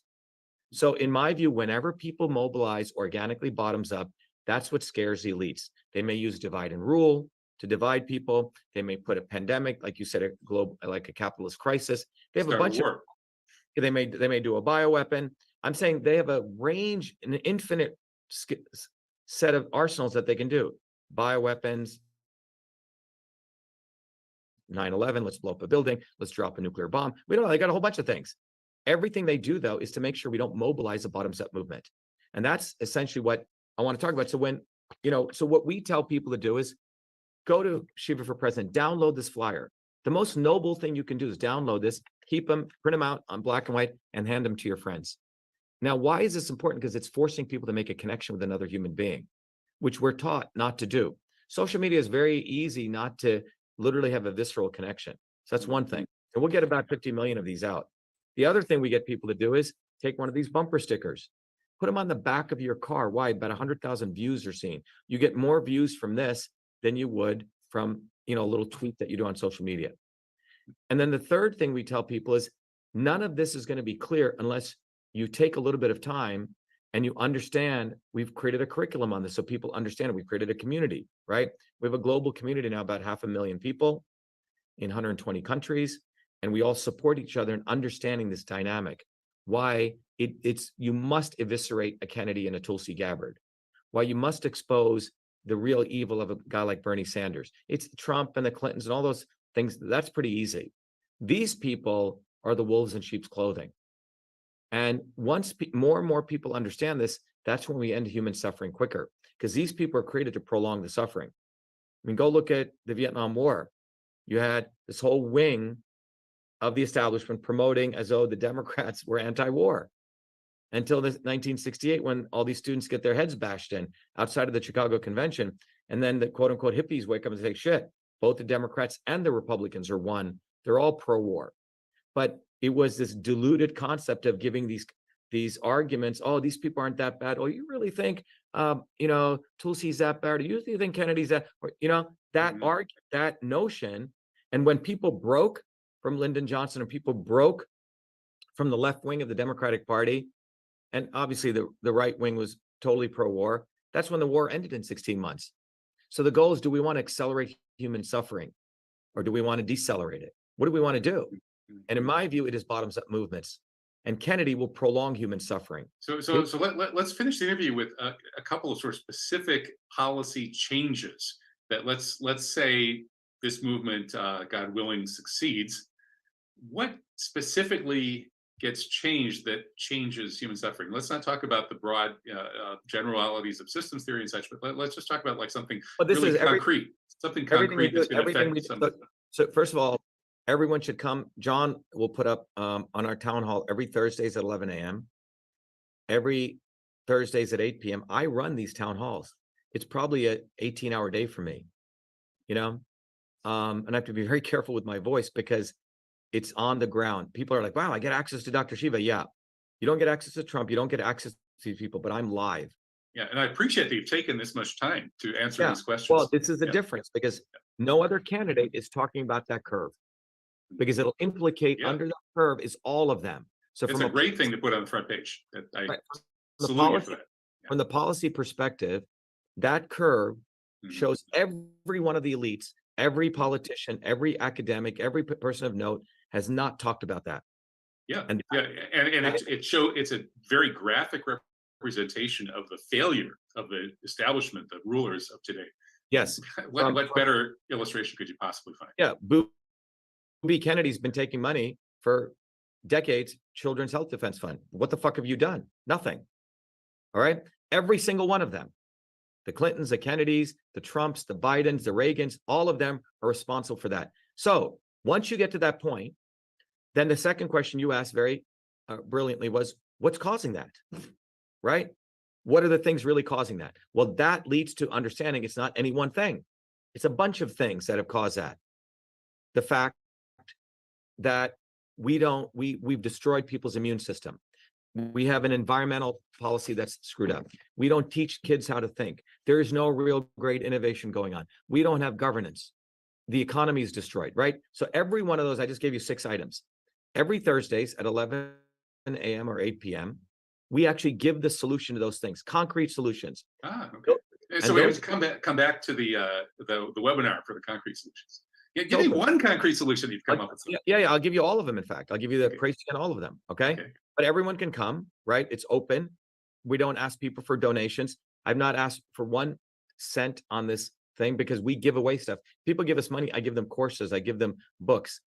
It's a very different model. So on healthcare, what is their healthcare policy should be? It's I can talk about GPOs, PBMs, and right? Simple is government ain't going to do anything for you. You have to take care of your health. And what does that mean? Well, you find out that the molecular pathways of aging are directly connected with the molecular pathways of the immune system. Very simple science. So forget government. They're not going to help you. You need to learn how to take care of your immune system. What is the immune system? Well, you learn that. It's all videos are out there. And then we tell you how you can take care of your immune system. Whether I get elected or not, you will learn how to take care of your immune system. We help millions and millions of people already in 2020. We're just scaling that. Does that make sense? Number 1. Now, if I get elected president, what will I do? You know what I will do, Kevin? I'll do the exact same thing I'm doing now, but I'll reach 8 billion people. Here's the immune system. These are the factors that affect it. These are the things you can do. Let people unleash a bottoms-up movement from below. It's not going to the presidency is corrupt, the legislature is corrupt, the judiciary is corrupt, right? I will be entering the swarm, right? So what will I do? I'll just do this, but I'll reach 8 billion people. Probably be shadow banned then too, right? Environment. The bottom line with the environment is this. The fact is people can't even get healthy food. If people focus on themselves, it has to be very personal. Where's my food coming from? Why don't you support your local farmer? How do you eat on a budget healthy foods? We teach people that. We actually give people methods. Now, what that does is now they're understanding where their food's coming from, and this will lead to them becoming politicized because they'll realize, why the hell is this apple so expensive? Why is it that a local guy grows chicken has to pay so much to have it butchered, right? Because all these imposed laws are on them. So that's that. We teach people education. You know, Jay Forrester is one of the great teacher at MIT, died when he was 99. He was the one who was one of the founders of system science. He felt you should teach kids system science at their kindergarten level. So we have made all of our stuff open, free to any child between the age of 13 through 18. And I'll do a synopsis of that, how to think from a systems perspective. When it comes So to it sounds to me like the single biggest thing you're offering here that's going to help in all of these areas is teaching people system science. That's what I'm hearing from you. No. Well, you learn the immune system. You don't have to learn system science, but you learn how to take care of your body. Okay, that's health. System science is one piece of it. Okay, Right. But we encourage people to learn that. But in our campaign is not saying, oh, when I become president, this is what I'm going to do for healthcare. Our campaign says, this is what I'm doing for healthcare now. When I become president, I'll just do more of it. This is what we're doing for the environment. When I become president, I'll just be able to do more of it. Educational systems have to teach. Everything's a system. This is a system. The body is a system. Transportation is a system. Children have to be trained in systems. For example, logistics. You know, in some parts of Europe, children, it's 17% of the world's economy is logistics, supply chain. It's all system science. It's operations research. No kid in the United States learns how an apple from, you know, Seattle ends up at Whole Foods in Cambridge. The level of supply chain logistics that we've created in the modern world, it's quite extraordinary. The average person doesn't. And fragile. Very fragile, right? So we teach people that, you know, in our lecture on innovation, I teach people the 7 laws of innovation. This is done in our town hall. You don't have to take the course, nothing.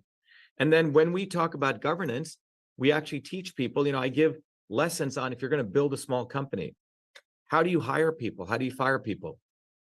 You know, everyone says, oh, poor Trump, yet he didn't know who to hire. This is what they say. Yeah. So Trump, you know, here he is with Fauci, who is the swamp, didn't fire him.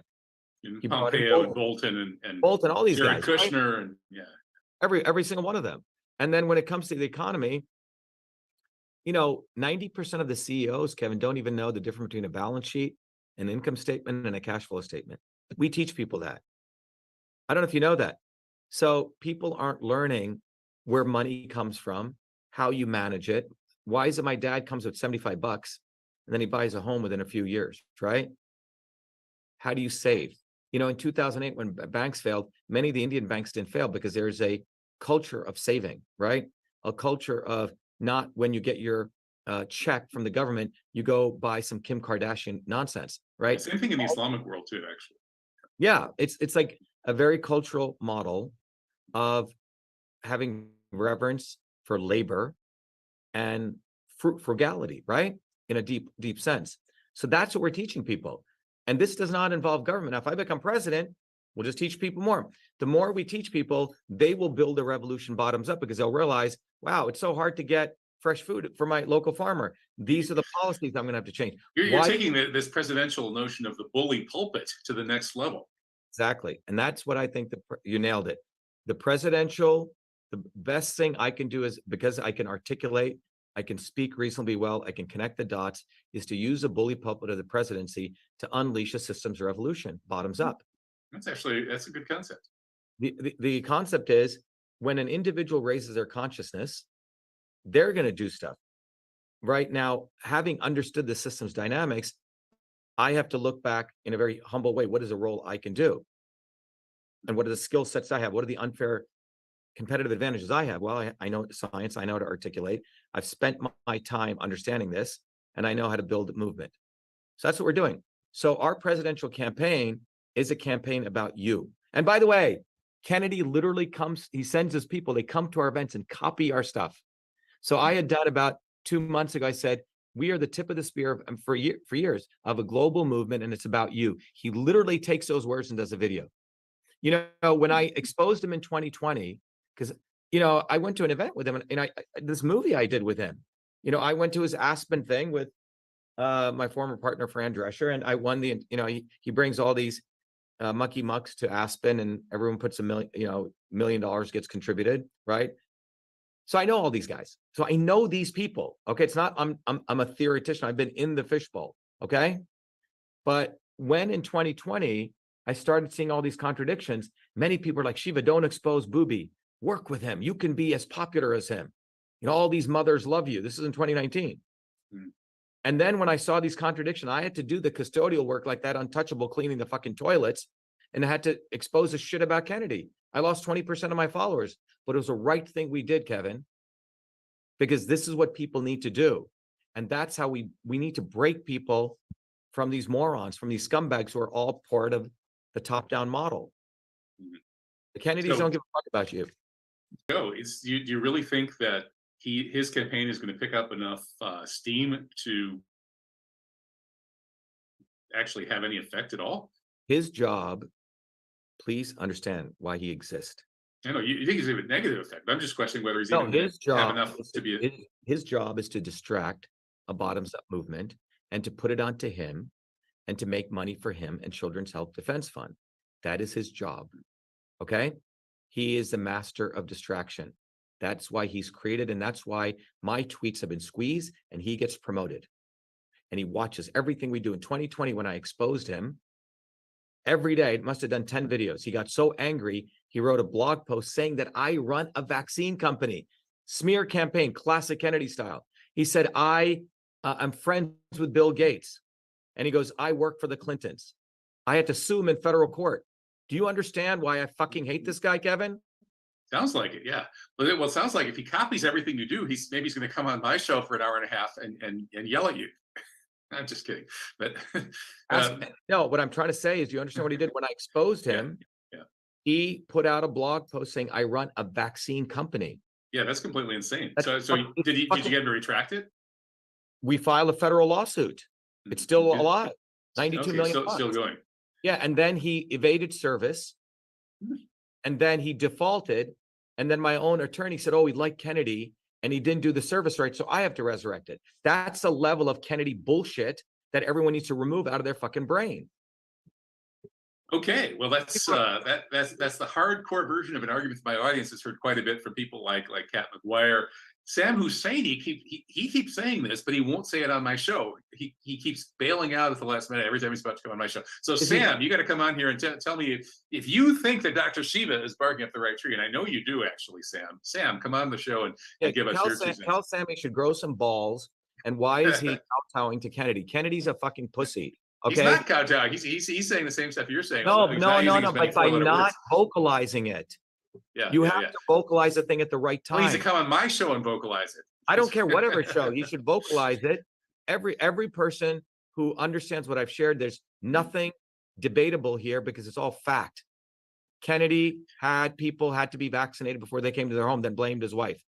Kennedy banged 28 women while he was married, had a diary, and then did this whole solemn thing over his wife's casket, and then exhumed his wife's casket the next day and moved it to an unmarked grave. This guy's a complete fucking scumbag.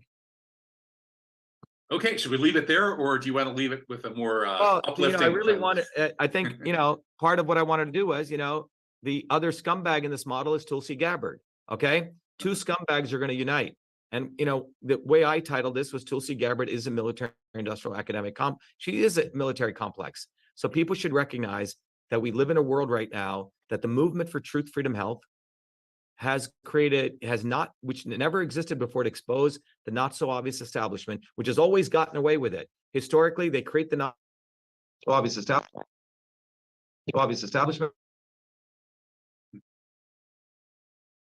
Oops, we just had some kind of a glitch. I'm not hearing your audio. I don't know if it's on I think your dog's just unplugged your audio, Dr. Shiva. So I'm not hearing the audio. And yeah, I think somebody needs to replug the audio. Those are cool looking dogs, though. I'll tell you. And I guess they're the equivalent of the Secret Service that Bobby Kennedy can't get. Well, you've got protection there. Nobody's going to mess with you with dogs like that. Yeah, looks like we somehow lost the audio, and I have no idea why. You're not muted officially, and I still think the dogs figured out a way to do it. I think there's a paw print on the mute button there. Oh well, we don't have audio. I don't know if we should be signing off or if we should wait till we get the audio back to sign off. Because that's a heck of a way to say goodbye. But I'm getting emails saying, "Hey, great interview with Dr.SHIVA." So we've got live viewers right now. And that was Simon who gave me the shout out there on the email. And well, that's encouraging. That's cool. We've got a good live stream going here. And I don't know if my words are going out on the live stream or not. So maybe Simon can send me another email and tell me if it's still working. Because for some reason I have lost Dr.SHIVA's audio. I wonder if there's somebody out there who doesn't like what he's saying. I can't imagine why that would be. Boy. But it's a great widescreen view we've got here of Dr.SHIVA and his dogs. And he's telling me to wait just a moment. He's got something going on here. We're working to restore the audio with a systems approach. There we go. You're back. It worked. That was really weird. Yeah, I don't know what that was. Sometimes we professional conspiracy theorists get paranoid about these things. We changed nothing here. Huh, that's really strange. What happened was the camera suddenly stepped back and we saw your dog in your studio and everything, your two dogs. Yeah.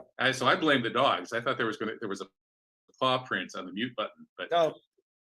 Maybe it's the NSA's paw print or somebody like that. I don't know. Well, yeah. Dr.SHIVA, since you're in Zoom, you can't see the comments here, but can I read you something? Yeah, so John's got some comments that we've got. Go ahead. This is actually amazing. You're gonna Go ahead. Read the comments. These are all from the same person. But it's like Dr.SHIVA has borderline personality disorder where he is incapable of seeing the good and bad of each individual clearly and only sees black and white. I just want to awaken people about Shiva's mental condition. This is why he can't say anything good about RFK Jr. and others. His perception is seriously flawed. To mix all the elites together as evil is complete BS. Every individual has a different level of good and bad attributes. Yes, I have seen the swarm video and it shows a basic overview of the organizations that the elites use to control the masses. However, he overlooks the power of established religions and their propaganda and power. He also gives the false impression that the quote top 10,000 elites are working together. This is completely BS, as the elites work as individuals and in small groups to promote and empower their own agenda. This is the cherry on top. My father, former head of the physics department at Yale, co-inventor of the digital audio technology in his 20s, had a far greater level of intelligence. I was blessed to be his son. Yes, I do believe that Dr.SHIVA invented email, but that is nowhere near the intelligence needed to be one of the top research physicists in the world for over 40 years. What is this guy saying? Wow, that you guys have some interesting fans. Some fucking rich kid who is the son of a Yale's professor is saying that the elites don't work together. Yeah. So let's just talk about this moron. So think about, this is why we don't give a fuck what Kennedy does. We don't give a fuck what Tulsi Gabbard does. All these people come top down, Kevin, and they all need to be shattered, because that is why they attempt to make our movement invisible, because they don't know. Dr. Shiva, sorry, you've said that. But this in terms of what this guy said. Well, yeah, but this quote reflects that. You have a son of a Yale professor commenting on the fact that I have mental problems because I'm coming bottoms up. Let's bring him over to Newark, New Jersey, and see how everyday people will deal with him when he makes it. Yeah, taking away this bizarre ad hominem factor that we heard from this guy, his email got stranger as it went along. I don't know what he was smoking, but that's a good thing. What is he smoking? But he might actually have a point that's worth arguing about, which is the question of whether elites tend to monolithically unite to defend their interests against ordinary people. And yeah, they do. But is there also a lot of infighting among elites where each individual member of the elite is fighting for their own interests? And then they talked about in the swarm video. So obviously the idiot didn't watch the video. Because it's called a swarm. A swarm, if you watch how a swarm moves, sometimes it wants to move here, and then there's an aggregate motion, right? There's competing motions within the swarm. But in aggregate, they stick together, okay? So it's called an emergent property of a system. But this fool and his father are too dumb to understand that. And God knows how many people they had to kiss to get into Yale, right? So that's what they are. And by the way, let's just be clear. when you go to Yale, a place like Oxford, they create a dossier on you. You have to be within certain bounds to even become, anyone who becomes a professor at Yale has sold out 50 times over. So I feel so How about MIT? Well, MIT is very interesting, right? The day I came to MIT, I started exposing MIT, right? And they thought they would get this brown-skinned guy who would become a professor there. I couldn't do that model. But now, don't they have some funny business going on in their media lab with like Jeffrey Epstein and pedophilia tours to Asia? I was the only alumni who said that Raphael Reif should be thrown in prison and should resign, because Raphael Reif, the president of MIT, took money from Epstein after he was convicted. Think about that. Yeah. Like my life journey. He didn't know. Yeah. What I'm saying is, if you go look back to pre-1970, if you really go back to pre-1940, you know, the destruction of academia took place. A very, what's his name? David Noble, who was probably one of the great true academics, who was too radical for MIT. He's the one who exposed 2 weeks before his tenure was due, that the fact that MIT scientists, engineers had stolen the entire control systems model from a Michigan mechanic, and he was denied tenure for that, right? So he sued MIT, and he just, in his win, he just said, "I'd want all the depositions released." Then he went to the Smithsonian, where he became one of the, heading up a part of the Smithsonian on technology. He wanted to do a Luddite exhibition, and he was thrown out for that. Okay.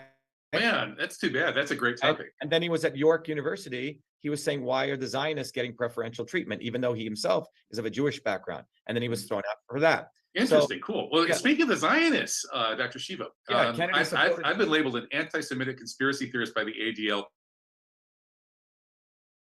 primarily because I started talking about 9/11. Well, long before I even mentioned Israel, they started attacking me in all kinds of bizarre, nefarious, and mendacious ways. They smeared me on my Wikipedia page for years and years, claiming that I was a supporter of a bunch of Holocaust deniers that I had nothing to do with and didn't even know who most of them were, and on and on and on. So anyway, long story short is that after that experience, I looked into a lot of these issues raised by the kind of people who get labeled anti-Semitic, and I discovered there's actually a lot of legitimacy to many of those issues. And I was wondering if you've looked into any of those issues and what your take is on that, so-called Jewish question and Zionism. Well, first of all, let's not conflate Judaism, Israel, and Zionism. Zionism is racism in the service of imperialism, period. Yeah. Okay? Zionism is racism in the service of imperialism. And you don't have to be Jewish to be a Zionist, right? Zionism is racism in the service of imperialism. Bobby fucking Kennedy is a fucking Zionist. He's an ultra Zionist. I'm surprised you haven't brought that up before. I did. I'm the one who tweeted about it. Go look at the tweet. Okay. Yeah, I mean, in this interview, though, you've been saying all kinds of things about him. But so Tulsi Gabbard is a Zionist. She was hanging around with that Shmuley, whatever his name is. Boutique or whatever. Yeah, and also Sheldon Adelson's wife. All of them have to suck up to Adelson. He's the biggest Zionist. So Tulsi Gabbard, as I wanted to share, when you connect this all together, she is the one that they're going to push forward as the next anti-military industrial complex person, when she is the military industrial complex. Anyone who supports Zionism is supporting the military industrial complex. It usually does work together, doesn't it? Yeah, neocons. Yeah, they're one and the same. War, Zionism, racism all come together. And the reason this is personal to me is, the last 3 years of my high school, my parents moved to an all-Jewish high school. 4,000 predominantly Jewish kids, Livingston, New Jersey. I aced everything. I was a #1 student, and that really bothered these people, because only the chosen people are supposed to do well, and the level of nonsense I went through there is quite interesting. We can have a whole discussion on that. But I know from a firsthand account that Zionism is racism in the service of imperialism, period. Well, speaking of your experience in the Jewish high school, have you seen Ron Unz's work and other work on that issue of the Harvard lawsuit around discrimination and reverse discrimination entry into colleges and Ivy League schools in particular?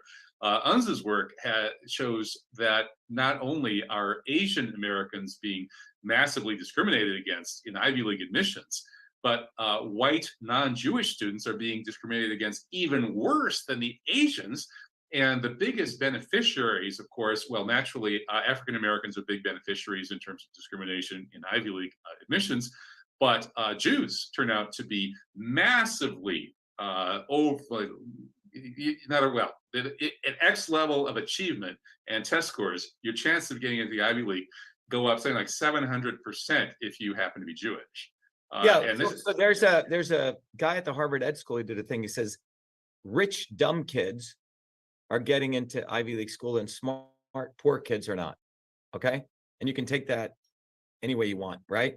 But yeah, I mean, the bottom line is that we need to acknowledge in a very profound way that the military industrial academic complex with Tulsi Gabbard and Robert Booby fucking Kennedy support wholeheartedly is completely related, profits and support Zionism. And all these people are Zionists ultimately. And they support the butchering of the Palestinian people, which is so fucked up. And it's interesting that no candidates ever seem major level, high level presidential candidates ever go against that, ever. I mean, I'm the first US presidential candidate who's said Zionism is racism in the service of imperialism. And they can't fuck with me. They can't say I'm an anti-Semite. Wait, let them say I'm an anti-Semite. What do you mean they can't say that? I would guess that they probably will. Yeah, but the reality is, I have a sort of a different position of the racism I've suffered at the hand of Zionism, and I can talk about it. So how have you suffered racial discrimination? Let me give you one example. Let me give you one example and I'll close this on it. Okay. I remember being in high school, very interesting story. My mother, who was very into education, really wanted me to excel. So anyway, I had won all the school awards. It was, the graduation date of my 8th grade. Sounds like you had a Jewish mother. What's that? You had a Jewish mother. And my mom was a poor woman. If I showed you a picture of her, she came at a time when women weren't supposed to get any degrees. There's a picture of this dark-skinned Indian woman with 100 white, very light-skinned Brahmin men. Okay, so my mom was quite extraordinary. She's not a Jewish mother. So Great. far from yeah, no, I didn't mean to insult her. I think that's a really cool story. But it's just the joke, the stereotype of Jewish mothers, wanting their sons to succeed. So here's what I experienced. So this was, I think it was 75 or something, 76. I had won every award, and my mathematics teacher in a room full of the entire high school, or I think junior high school, says, typically we give 2 awards in mathematics and science. But he goes, no one could come close to Shiva in 32 years of my teaching, Joseph Summer. And now the unfortunate thing was that night, the previous night, my mom was unable to attend this award ceremony. And I really did it, to pay in honor of her, how hard she had worked, because she'd been involved in a massive head-on crash. And she was in the ICU. All of her teeth were busted. We didn't know if she was going to live or not. Okay. So me and my father came to that very somber, and there was a big standing ovation given to me. Everyone stood up, and and so we're leaving the auditorium, and this Jewish mother comes running up to me, Eric Greenberg's mother. Remember this? And she has done nothing great. My son Eric could have won this award had he decided to work hard this year. Your son has done nothing, screaming at me. Wow. And I can still remember this, looking at this woman and seeing her level of rage and absorbing that, realizing how fucked up this was. Mm-hmm. Had I been Jewish, she wouldn't have said that. Mm-hmm. And now, quick here. I want to float this by you. You're obviously pretty sharp. I bet you can judge this theory real quick. Okay, what is it conceivable that psychoanalytically, infantile circumcision, which babies ripped out of the mother's arms, taken by this dark, scary figure, brutally tortured, given back to the mom. Right now, this breaks the attachment. Right, Bowlby's attachment theory says that attachment between the baby and the mother is crucial to future psychological development. Breaks the attachment, leaves a PTSD scar on the baby, and then later in life, is it possible that mutilated baby is going to grow up and believe the tribal programming that tells him that there are dark, scary strangers out there who want to do terrible things to you, like push you in the sea or throw you into gas chambers?